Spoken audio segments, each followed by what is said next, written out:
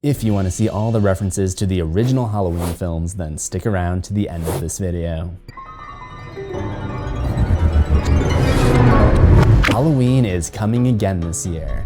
I mean, Halloween the holiday comes around every year, but Halloween the movie has only come 11 out of the last 40 years, so that's a pretty rare occurrence. That's only 27.5% of the years. So, yeah, I'm gonna shut up now and do the things you missed. So if you pause on the shot of the trick-or-treaters, and yes, I realize I can't shut up and tell you the things you missed because I have to talk to do this, but you know what I meant.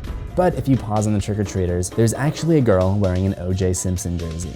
And for those of you who were not here for the 90s, O.J. was a pro running back who most people would agree killed his wife and her friend and got away with it. There was this huge trial, it was a really big deal, and O.J. was ultimately found not guilty, despite a lot of evidence going against him. You know who else stabbed his victims to death and got away with it? That's right, Michael Myers did that stuff. The only difference is that Michael didn't write a book about how he would have done it. 47 seconds into the new trailer, there's a scene of a woman wearing a pink bathrobe with curlers in her hair, making a ham sandwich in her kitchen. Michael goes in and comes out with a knife, presumably after some altercation because the chair is flipped over in the second shot. This is a remake of a scene from the original Halloween 2 that came out in 1981.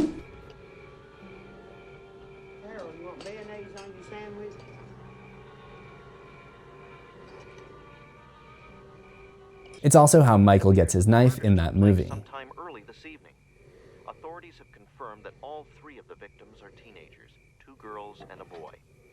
Police are searching. As you may know, the new Halloween film for 2018 is the second movie in this timeline, with Halloween 2 and everything that comes after it having never taken place here. Just the original Halloween and Halloween 2018. Halloween 2018 is essentially the new Halloween 2, so it's interesting to see that the events from the 1981 Halloween 2 are still taking place, almost as if they were destined to happen no matter what other events take place to change the world line. This next one I'm not counting as one of the things you missed because there's really no significance to it, but I just thought it would be fun to point out. But this jack-o'-lantern looks like the logo of the Smiler, pretty well-known infinity coaster at Alton Towers. As we move up to the house, the shots here of Michael looking through the window at what appears to be a woman on the phone could be a reference to this scene, also from the first act of the 1981 Halloween 2.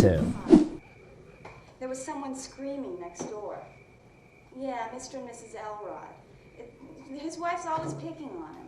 There's also a graveyard scene in the trailer, where a figure is spotted hiding behind a tree wearing all white. While we don't know for sure that this is Michael, it would make sense. The white clothes likely indicate that he had just escaped from the sanitarium and headed straight for his sister's grave, just as he does in the original Halloween, where he steals his sister's tombstone and later uses it as a prop to display one of his killings. This time, however, Laurie is going to be prepared for Michael's onslaught. She's stocked up with weapons, one of which is marked with a lightning bolt and has the letters KS. There is a character named Laurie Strode who's Laurie's cousin in the 1995 film Halloween: The Curse of Michael Myers, but I think the KS is more likely pointing to Karen Strode, Laurie's daughter in the new continuity. Laurie even tells her daughter that she needs to step up her security. You have no security system, Karen. Mom, you need help. So I think Laurie bought this gun for Karen to protect herself, but Karen is probably hesitant to use it until later in the movie when she actually encounters Michael and sees why he's so dangerous. In a video I did on the previous Halloween trailer, which you can watch right here, I pointed out that some of the trick-or-treaters were wearing the Silver Shamrock masks from Halloween 3. If you're not familiar with that movie, Silver Shamrock is an evil company that aggressively advertises and sells children's Halloween masks that, when activated, cause this to happen.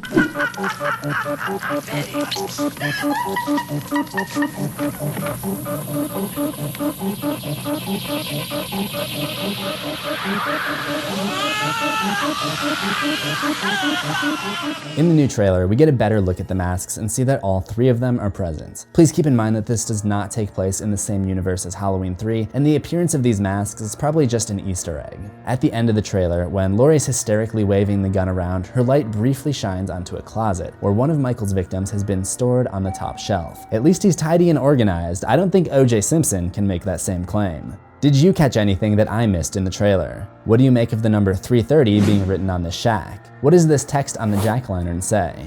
Would you watch a horror franchise about O.J. Simpson as the slasher, where he's miraculously found not guilty at the end of every movie? Let me know in the comments. If you learned something new about this trailer today, leave this video a like. And if you love horror, if you're interested in more content related to the new Halloween film, or if you're down to listen to some scary story narrations, then remember to subscribe to CZsWorld for new horrors every week, ring that death bell for notifications, and I'll see you in the next one.